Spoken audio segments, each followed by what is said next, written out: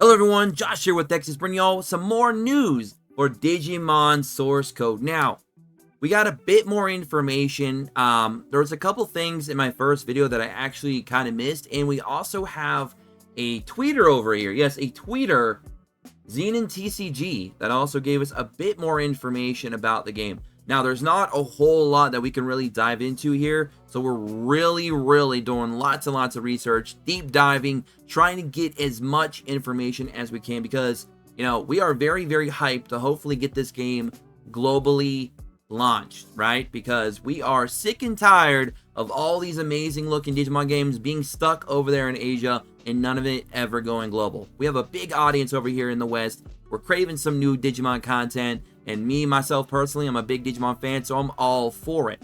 By the way, before we get into some of the new news that we do have here to share for Digimon source code, what Digimon would you love to see in the game if the game does, of course, go global? Me, personally, I'm going for my boy, and that is Victory Greymon. I freaking absolutely love my boy Victory Greymon. Hands down, one of the cooler designs. I love his design. I love his skill set, especially when I was able to rock him out in DMO back in the day. You guys know, you know.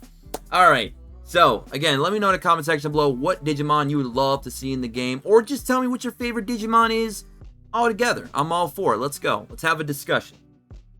Okay. So, my Digimon source code fans, without further ado, let's go over the tweet real quick. Now, this tweet is a bit old. Again, this is some information that I did miss, but I'm trying to get as much information about the game as I can because I am very hopeful that it will go global.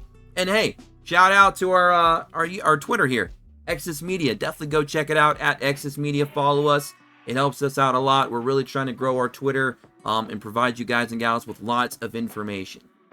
So, Digimon source code, the upcoming mobile RPG by Bandai Namco Entertainment. So, again, as we said in the first video, this is the official main Bandai Namco that's going to be publishing this game, not the Bandai Namco Hong Kong division like we got with Digimon New Century.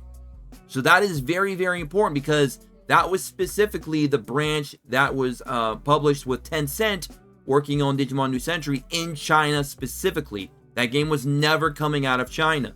However, this one is by the main branch, the parent company, Bandai Namco Entertainment. So I'm very, again, hopeful that this is coming global. Please come global. As recently revealed its gameplay at China Joy 2023, the game features battle with turn-based gameplay. The gameplay was revealed at China Joy 2023. The game's core mechanics are turn-based with an emphasis on speed. Each turn, all units take action. Players control their Digimon with various moves, including basic attacks, evasions. Now, this is interesting. Attacks is one thing. Basic attacks, most of these turn-based always have that. And special attacks, you know, like ultimates and stuff like that, that require energy and all that, that's great. But evasions, what is the evasion mechanic? I'm very interested in that. Because that's got to be obviously some kind of dodge mechanic that's built in. Is that a skill? Is that a passive? Like, I need to know a little bit more about that because that was a bit intriguing when I first read that. Strategic team building and synergy between Digimon trigger powerful team attacks. So this confirms there will be team attacks. Now, I love that. Now, if there's team attacks, does that mean we're going to have like some kind of potential ability that we get for like running like maybe a mono team or running units that pair well with each other? Is there going to be like some kind of leader ability or something like that for units that are like in that first slot? Like, there's so much stuff that they could do with that, but it is nice to know that there's going to be like some kind of an evasion system, which is going to be nice, and the fact that you're going to be able to do team attacks. So there's going to be combo attacks, which should be pretty hype depending on how many they have in there and for what Digimon pairings that they have. So obviously we're going to be probably seeing some really cool team attacks by our boy, like, you know, War Greymon and Metal Garurumon. I mean, like, those are the OGs. You know, those are the two buds, right? Those are brothers in arms right there. So I'm expecting some really cool stuff with that. Going to be pretty dope. Reminiscent of the iconic anime moments. Again, you know, one of them right off the bat, it's probably going to be like a War Greymon and a Metal Garurumon. I mean, it's too easy, right? Probably still a gacha game, but it looks really good. I mean, obviously, it's going to be a gacha game, and I have no problems with that because that's what we cover here at Exis Media. Hopefully, it launches worldwide. Yes, so do I. Now, when I was scrolling through some of the comments there, somebody brought up a very good point. why would Bandai publish this game for only China when they just recently made a game similar to this, Digimon New Century, with their Hong Kong division and Tencent? And that makes a whole lot of sense to me for this game to go global. Because what would be the point of making two similar games from two different, branches of the same company and release it only in the same singular country, right? Why? Why would you, the same region rather, why would you do that? Yeah, it wouldn't make any sense, right? So this game has to be going global. They have to have global aspirations and ambitions and goals in mind for this game because, again, Digimon New Century is still a very new game. It's like a year, 2 years tops, and it looks incredible, and I've been wanting to play that over here, but obviously, you got to get into it on the Chinese side, and that's very, very difficult. You literally have to have somebody from China help get you in, right? So the fact that that already exists and that's still out there, it won't make any sense for this to be released as well so soon and be only in the same region as well. Because then you're basically just cannibalizing your own market. That makes no sense to me. So this has to be coming global, right? Right? Please. Anyways, let's move on with some more information because there's a little bit more information here. Now, this was an article that I read over before, but there was something that I completely overlooked and did not even talk about it. But we'll go through the article real quick since we didn't go over it in the last video. At China Joy 2023, Bandai Namco held a special booth showing off a playable demo for the upcoming turn-based RPG Digimon Source Code. The game was rumored to be canceled in April 2022 when its website vanished from the internet, but have squashed those rumors and made it truly official with it being in playable state. Not to mention the website obviously is back. You can see all that in the other video. The game has an official website where players can pre-register, but more than that, at China Joy there was a fully playable demo of the game for 2 levels of the game with high-level units including War Greymon, Metal Garurumon, Metal Seadramon, and others showing off their powerful attacks, combos, and even team-based fusion mechanics. Again, very, very hype. The game is currently only available in China, and players in that region can pre-register for the title via its official website, and the game will be available for iOS and Android upon launch. I'd also love to see that get a PC release as well. A nice little PC client for it would be pretty dope. I mean, look, the graphics for that are just stunning. Digimon Source Code is a turn-based RPG that's based on speed. Each turn consists of all the units performing an action, with each Digimon having a variety of moves, from basic attacks, evasions, and special attacks that each cost energy from its own pool. I love that it's from its own pool. I hate I hate shared mana systems. I really do. I mean, it's not always the end-all be-all, but I just prefer that every character have their own mana pool to pull from. So I do appreciate that, with enemies also acting under this role by having their own resource counter. If you lack the energy to perform certain attacks, you can also overload a skill to still be able to execute them at the cost of having negative effects on your Digimon. That is pretty dope, right? Now, that's a unique system that I cannot wait to be able to hopefully test out. An overload system that'll allow you to do stuff that you shouldn't be able to, but with a negative side effect. I actually like that. That is actually really, really cool.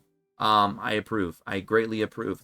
You click an action, then select one or more targets depending on the action. The game also works on a damage weakness system, as certain units take more damage from the certain attacks, adding a layer of strategy in your team building and who to bring in combat.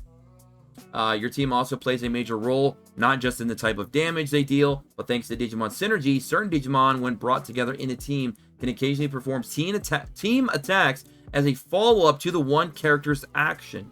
These unique team attacks are as flashy as they are powerful and serve as some great fan service and a way to reward players for digging deeper into the game's team building system and recreating the coolest moments from the anime. This article is doing nothing but making me more hype. They have to bring this global. I don't care. I don't care what it takes. I don't care what the licensing costs and fees will be. I don't care how many mountains they have to move. Bandai, make it happen. These don't just end in powerful attacks, as having the right pairs of Digimon means you can fuse them together and digivolve into their final forms. So can you just do that mid-battle? That'd be insane. That'd be absolutely insane. It'd be like the anime. You just end up fighting and then boom, digivolve, right? Digivolve 2, pay to win. I'm just joking. I'm just joking. No, that might be a real Digimon though. Watch out. Since the cover of the game features Digimon from other series, expect to see more forms like Omegamon, Alphamon, and other powerful fusions, as the game initially announced that players can expect over 300 Digimon on launch. Now, keep in mind, that's not 300 unique, Digimon, because that's, this is including their evolution paths as well, obviously, but still, 300 Digimon on launch is massive. That character pool is huge. Right? That is huge.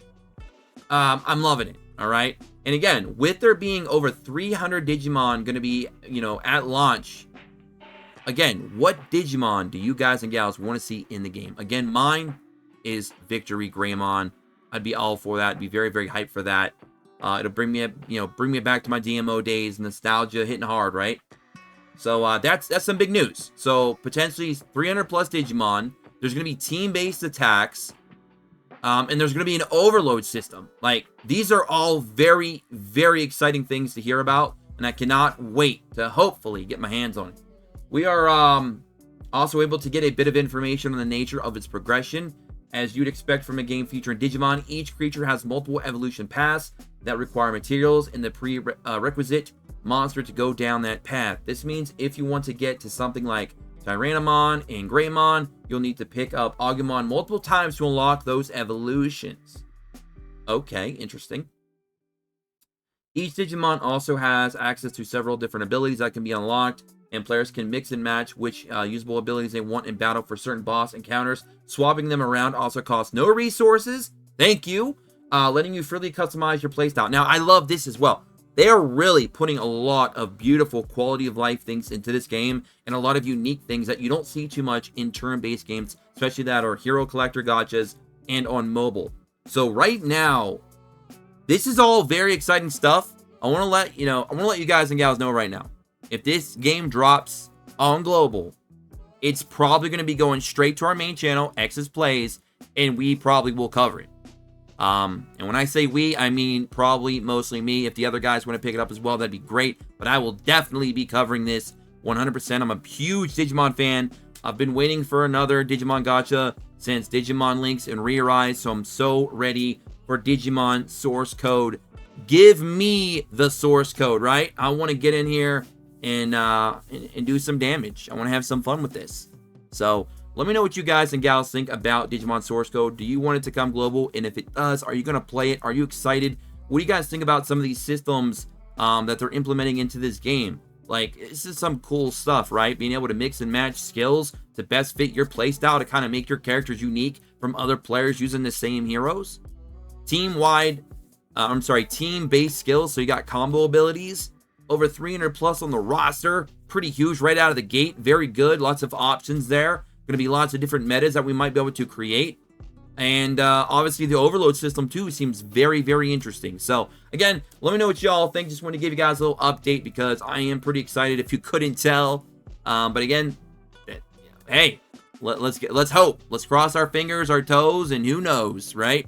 Until next time, don't forget to like, subscribe, check notifications, join me in the Discord in the description below as always. And of course, follow us on Twitter and the X's Media. And I'll catch you all in the next one. Until then, peace.